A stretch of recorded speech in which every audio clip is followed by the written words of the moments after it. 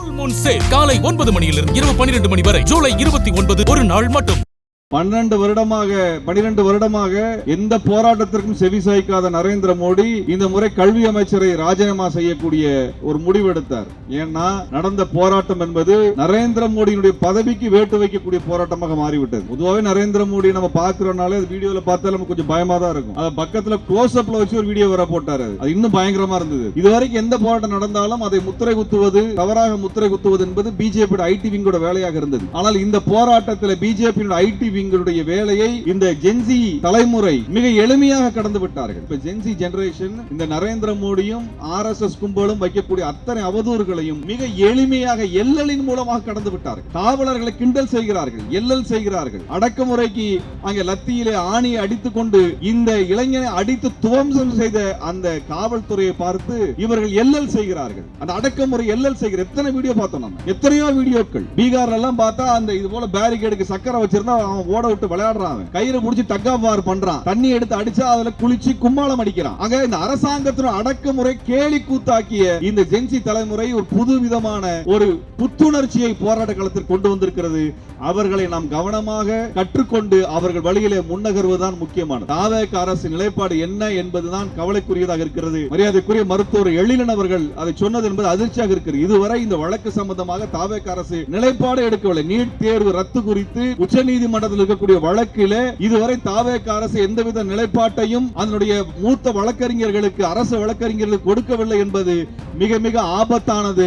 எச்சரிக்கிறோம், தாவேக அரசு இது குறித்த நிலைப்பாட்டை உடனடியாக எடுத்து அறிவிக்கவில்லை என்றால். வணக்கம். நீட் தேர்வை பற்றி இங்கே ஒரு பெரிய பல்கலைக்கழக வகுப்பே நடந்திருக்கிறது. இவ்வளவு விஷயம் நம்ம நீட் தேர்வை குறித்து பேச வேண்டியது இருக்கிறது. நீட் தேர்வு என்பது மாநில உரிமை சார்ந்து, மாணவன் உரிமை சார்ந்து, கல்வி உரிமை சார்ந்து, வேலைவாய்ப்பு உரிமை சார்ந்து, சுகாதார உரிமை சார்ந்து என்று பல்வேறு அடுக்குகளை கொண்டது இந்த நீட் தேர்வு சிக்கல். இதில் வட இந்தியாவில் இப்பொழுது போராட்டம் நடந்திருக்கிறது. இந்த வட இந்திய போராட்டத்தை எப்படி புரிந்து கொள்வது என்பதிலே நமக்கு ஒரு பல்வேறு கருத்துக்கள் இருக்கின்றன. இந்த நீட் தேர்வு என்பது வட இந்தியாவிலே அவர்கள் தொடர்ச்சியாக எதிர்கொண்டிருந்த பாரதிய ஜனதா கட்சியினுடைய செயலற்ற ஒரு அரசியலை எதிர்ப்பதற்கான ஒரு புள்ளியாக மாறி இருக்கிறது. வட இந்தியாவில் இதனுடைய எதிர்ப்பு என்பது இவ்வளவு காலம் அந்த பிஜேபி சகிக்க முடியாத நிலையிலே அது ஒரு போராட்ட நெருப்பாக வெடித்து அது வட இந்தியாவிலே மையம் கொண்ட இடமாகத்தான் அதை பார்க்க வேண்டும். ஏனென்றால் அந்த கரப்பான் பூச்சி கட்சி என்பதை எப்பொழுது உருவாக்குகிறார் என்றால், அந்த உச்சநீதிமன்றத்தினுடைய தலைமை நீதிபதி போராடக்கூடியவர்கள் எல்லாம் கரப்பான் பூச்சிகளை அவர்களோடு ஒப்பிட்டு சொன்னதை வைத்து ஒரு எழுச்சியை அவர்கள் பேச ஆரம்பிக்கிறார்கள். அது நீட் தேர்வினுடைய முறைகேடுகள் எல்லாம் வருகின்றன, பாரதிய ஜனதா கட்சி என்றாலே முறைகேடுதான் என்கின்ற இடத்திலே அனைத்தும் இணைந்து ஒரு பெரும் போராட்டமாக வெடிக்கிறது. கோரிக்கையிலே வட இந்தியாவை பொறுத்தவரை அவர்கள் முழுமையான கோரிக்கையை முன்வைக்கவில்லை என்கின்ற வருத்தம் நமக்கு இருக்கிறது. இதில் கல்வி அமைச்சர் அவர்கள் அரசாங்கத்தை கேள்வி எழுப்பினார்கள். நீட் தேர்வு என்கின்ற அந்த கட்டமைப்பை குறித்தான கேள்வி அவரிடத்தில் இல்லை. அவர்கள் கேள்வி எழுப்பியது பாரதிய ஜனதா கட்சியை நோக்கியான, ஆட்சி அமைப்பை நோக்கியான, அமைச்சர்களை நோக்கியான, அதனுடைய பிரதம மந்திரியை நோக்கியான கேள்விதான். ஆக இந்த வட இந்தியாவில் நடந்த போராட்டம் என்பது நீட் தேர்வினுடைய முறைகேடுகளை மையமாக வைத்து நடந்தாலும் கூட அது அடிப்படையில் பாரதிய ஜனதா கட்சியினுடைய ஆட்சியினுடைய லட்சணத்தை கேள்வி எழுப்புகின்ற போராட்டமாகத்தான் அமைந்தது. அதனால்தான் அந்த போராட்டத்தில் 12 வருடமாக எந்த போராட்டத்திற்கும் செவிசாய்க்காத நரேந்திர மோடி இந்த முறை கல்வி அமைச்சரை ராஜினாமா செய்யக்கூடிய ஒரு முடிவு எடுத்தார். ஏன்னா நடந்த போராட்டம் என்பது நரேந்திர மோடியினுடைய பதவிக்கு வேட்டு வைக்கக்கூடிய போராட்டமாக மாறிவிட்டது. நீங்க நரேந்திர மோடி அன்னைக்கு இரவுல ஒரு 3 நாளைக்கு முன்னாடி ஒரு வீடியோ போட்டார். அந்த பொதுவாகவே நரேந்திர மோடி நம்ம பார்க்கிறோம்னாலே அது வீடியோல பார்த்தாலும் நமக்கு கொஞ்சம் பயமா தான் இருக்கும். அது பக்கத்துல க்ளோஸ் அப்ல வச்சு ஒரு வீடியோ வர போட்டார். அது இன்னும் பயங்கரமா இருந்தது. அதில் பார்த்தீங்கன்னா நரேந்திர மோடி பல நாள் தூங்காத மிக மோசமான ஒரு பீதியிலே இருக்கக்கூடிய முகம்தான் அந்த முகமாக தெரிந்தது. ஏனென்றால் இந்த எழுச்சி என்பது, இந்த இளைஞர்களுடைய எழுச்சி என்பது, ஒரு இளைஞன் ஒரு மாணவன் வீதிக்கு வருகிறான் என்றால் அவனுக்கு பின்னால் ஒரு குடும்பம் இருக்கிறது. உறவினர்கள் இருக்கிறார்கள். ஒட்டுமொத்த சமுதாயத்தினுடைய பெருமையாகத்தான் ஒரு மாணவன் அல்லது இளைஞன் வீதியிலே பார்க்கப்படுவான். அப்படி ஒரு ஒட்டுமொத்த சமூகமும் அவங்க பாரதிய ஜனதா கட்சிக்கு எதிராக திரண்டு எழுந்துகிட்ட ஒரு சூழலை தான் பார்க்கிறோம். மாணவன் மீது கை வைத்தால் அது ஒட்டுமொத்த சமுதாயத்தினுடைய எதிர்ப்பையும் சம்பாதிக்கக்கூடிய ஒரு சூழலை உருவாக்கும் என்பதுதான் அங்கே நாம் பார்த்த அந்த போராட்டத்தினுடைய விளைவு. இந்த சமயத்தில் தமிழ்நாட்டுக்கு பெரிய பொறுப்பு இருக்கிறது. என்னென்னால் இது இப்ப மட்டும் இல்லை, 90களில் மண்டல் கமிஷனுக்கு எதிரான போராட்டம் நடந்தபோது இடஒதுக்கீடு எவ்வளவு முக்கியம் என்று தமிழ்நாடு குரல் எழுப்பியது. மண்டல் கமிஷன் போராட்டம், மண்டல் கமிஷன் எதிர்ப்பு போராட்டம் நடக்காத மாநிலமாக தமிழ்நாடு தான் இருந்தது. அதே போலத்தான் இப்பொழுது நாம் நீட் தேர்வினுடைய பிரச்சனை குறித்து பேச ஆரம்பித்திருக்கிறோம். இப்பொழுது இந்த பிரச்சனை தென்னிந்தியாவிலிருந்து, குறிப்பாக தமிழ்நாட்டிலிருந்து வடக்கு நோக்கி எழ வேண்டும். அதான் இன்னைக்கு முக்கியம். இன்றைக்கு இதை நாம் கற்றுக் கொடுக்க வேண்டிய இடத்தில் நாம் இருக்கிறோம். வட இந்தியாவினுடைய இளைஞர்களுக்கு இது குறித்து பாடம் எடுக்க வேண்டிய நிலையிலே நாம் இருக்கிறோம். அவர்களையும் பயிற்றுவிக்க வேண்டிய தேவை நமக்கு இருக்கிறது. தமிழ்நாடு எப்பொழுதுமே வட இந்தியாவை பயிற்றுவித்துக் கொண்டே இருக்கிறது. அனைத்து ஒரு இடஒதுக்கீடு காலத்தில் ஆரம்பித்து 1950களில் ஆரம்பித்து இன்று வரை வட மாநிலத்தை பயிற்றுவிக்கக்கூடிய பெரும் பொறுப்பை தமிழ்நாடு சுமந்திருக்கிறது. அந்த வகையில் இன்றைக்கு இருக்கக்கூடிய இந்த போராட்டம் என்பது நீட் எதிர்ப்பு போராட்டமாக, நீட்டை ரத்து செய்ய வேண்டும் என்ற போராட்டமாக, தமிழ்நாட்டுக்கு நீட்டிலே விளக்க வேண்டும் என்கின்ற போராட்டமாக நாம் மாற்ற வேண்டும். இன்றைய புது இளைஞர்கள் வந்திருக்கிறார்கள். அவர்கள் சமூக வலைதளம் வழியாக இந்த தகவலை எல்லாம் பெற்றுக்கொள்கிறார்கள். இதுல ரொம்ப ஒரு அற்புதமான விஷயங்கள்லாம் நடந்திருக்கிறது. இதுவரைக்கும் எந்த போராட்டம் நடந்தாலும் அதை முத்திரை குத்துவது, தவறாக முத்திரை குத்துவது என்பது பிஜேபி ஐடி விங்கோட வேலையாக இருந்தது. ஆனால் இந்த போராட்டத்தில் பிஜேபி ஐடி விங்களுடைய வேலையை இந்த ஜென்சி தலைமுறை மிக எளிமையாக கடந்து விட்டார்கள். பாரதிய ஜனதா கட்சியினுடைய ஐடி விங்குக்கு எந்த வேலையும் இல்லாத நிலைமையாகி போயிடுச்சு. அவன் என்ன விதமான அவதூற பரப்பினாலும் கூட அதையெல்லாம் கடந்து அவர்கள் பேசிவிட்டார்கள். நம்ம பார்த்திருப்போம், அந்த வீடியோக்களை பார்த்திருப்போம். அந்த இளைஞர்கள் அதே மொழியிலே அவனுக்கு, அதாவது ஒரு அடக்குமுறையை, தீவிரமான அடக்குமுறையை ஏவுகின்ற ஒரு பாசிச அரசாங்கத்தை நேருக்கு நேராக உணர்ச்சி வயமாக போராடி வீரமாக எதிர்க்கக்கூடிய ஒரு வழிமுறை.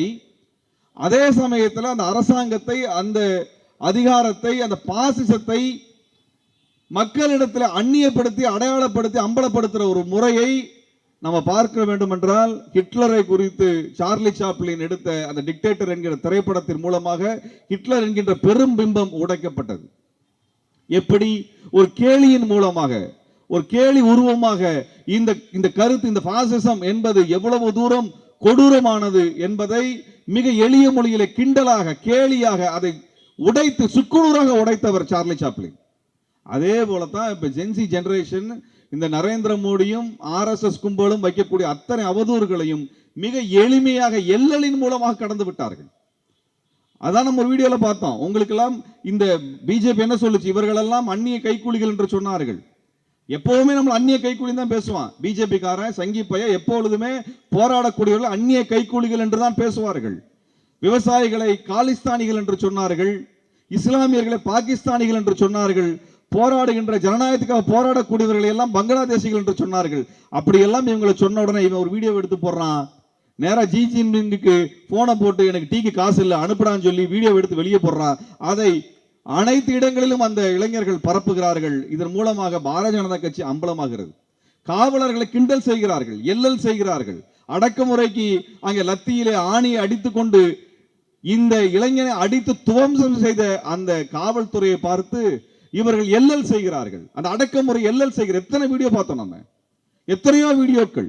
பீகார்ல எல்லாம் பார்த்தா அந்த இது போல பேரிகேடுக்கு சக்கரை வச்சிருந்தா அவன் ஓட விட்டு விளையாடுறான், அவன் கயிறு முடிச்சு தக்கா பார் பண்றான், தண்ணி எடுத்து அடிச்சா அதுல குளிச்சு கும்மாளம் அடிக்கிறான். ஆக இந்த அரசாங்கத்தின் அடக்குமுறை கேலி கூத்தாக்கிய இந்த ஜென்சி தலைமுறை ஒரு புது விதமான ஒரு புத்துணர்ச்சியை போராட்ட களத்தில் கொண்டு வந்திருக்கிறது. அவர்களை நாம் கவனமாக கற்றுக்கொண்டு அவர்கள் வழியிலே முன்னகர்வதுதான் முக்கியமானது. இந்த ஜென்சி தலைமுறையை இங்கே நாம் இழிவுபடுத்திய அந்த முறை என்பது தவறானது என்பதை அவர் நிரூபித்திருக்கிறார்கள். இது புது முறையை கற்றுக் கொடுத்திருக்கிறது. இந்த பாசிசத்தை அவர்கள் எல்லலின் மூலமாக அம்பலப்படுத்தினார், தூக்கி போட்டாங்க. அங்க போய் இந்து முஸ்லீம்லாம் சொல்ல முடியல, பிரிவினைவாதின்னு சொல்ல முடியல, இவனெல்லாம் மிஷினரின் என்று சொல்ல முடியல, எந்த அவதூறையும் வைக்க முடியல, பிஜேபியினால எந்த அவதூறும் வைக்க முடியல. எல்லாத்தையும் செஞ்சு பார்த்துட்டான், ஒன்னும் நடக்கல. அதனால தான் கல்வி அமைச்சர் நீ பதவி விலக இல்லை என்றால் நரேந்திர மோடியினுடைய பதவிக்கு ஆபத்து என்கின்ற நிலை வந்திருக்கிறது. இதை நாம் புரிந்து கொள்ள வேண்டும். இப்ப நமக்கு என்ன பொறுப்பு இருக்கின்றால் நீட்டுக்கு எதிரான போராட்டத்தை கட்டி எழுப்ப வேண்டும். தமிழ்நாட்டில் எல்லா கட்சிகளும், பிஜேபி தவிர அனைத்து கட்சிகளும் நீட்டுக்கு எதிரான மனநிலையில் இருக்கிறோம், கொள்கை நிலைப்பாட்டில் இருக்கிறோம். அப்படி இருக்கும் பொழுது அனைத்து கட்சிகளும் கட்சி வேறுபாடுகளை கடந்து எல்லாரும் ஒன்றாக வந்து வீதியில் இறங்கினால், இது பக்கத்து மாநிலத்தை நம்ம பார்க்கிறோம். கேரளாவில் முல்லை பெரியார் பிரச்சனை வந்தா ஆளுங்கட்சி எதிர்கட்சி ஒன்னா நின்று பேசுறான். காவிரி பிரச்சனை வந்தா கர்நாடகாரன் ஆளுங்கட்சி எதிர்கட்சி என்றெல்லாம் வேறுபாடு பார்ப்பதில்லை. காங்கிரஸ் பாஜக என்ற வேறுபாடு பார்ப்பதில்லை. எல்லாரும் கைகோத்து நிற்கிறான். ஆனா தமிழ்நாடு வந்தால் மட்டும்தான் இதெல்லாம் பிரிஞ்சு கிடப்பதை எந்த நெருக்கடி சமயத்திலும் கையாண்டு கொண்டிருக்கிறோம். இவற்றையெல்லாம் கடந்து அனைவரும் ஒன்றுபட்டு வர வேண்டும். தாவேக அரசு நிலைப்பாடு என்ன என்பதுதான் கவலைக்குரியதாக இருக்கிறது. மரியாதைக்குரிய மருத்துவர் எழிலன் அவர்கள் அதை சொன்னது என்பது அதிர்ச்சியாக இருக்கிறது. இதுவரை இந்த வழக்கு சம்பந்தமாக தாவேக அரசு நிலைப்பாடு எடுக்கவில்லை. நீட் தேர்வு ரத்து குறித்து உச்ச நீதிமன்றத்தில் இருக்கக்கூடிய வழக்கிலே இதுவரை தாவேக அரசு எந்தவித நிலைப்பாட்டையும் அதனுடைய மூத்த வழக்கறிஞர்களுக்கு, அரசு வழக்கறிஞர்களுக்கு கொடுக்கவில்லை என்பது மிக மிக ஆபத்தானது. எச்சரிக்கிறோம், தாவேக அரசு இது குறித்த நிலைப்பாட்டை உடனடியாக எடுத்து அறிவிக்கவில்லை என்றால், அதற்கான வழக்கை முன்னகர்த்துவதற்கான வேலைகளை செய்யவில்லை என்றால் அது கடுமையான எதிர்ப்பை தமிழ்நாடு முழுவதும் எதிர்கொள்ளும் என்பதை இச்சமயத்தில் எச்சரிக்கையாக முன்வைத்து, அன்பான தோழர்களே, இந்த போராட்டம் மேலும் முன்னகரட்டும். கட்சி கடந்து, இயக்கம் கடந்து, அனைத்து தடைகளையும் கடந்து நாம் ஒன்றுபட்டு நீட் ரத்தை பெற்றுத் தருவோம். அதுதான் தங்கை அனிதாவிற்கு நாம் செய்யக்கூடிய நீதியாகவும் அவருக்கு செய்யக்கூடிய புகழஞ்சியாகவும் இருக்கும் என்று சொல்லி விடைபெறுகிறேன். நன்றி, வணக்கம்.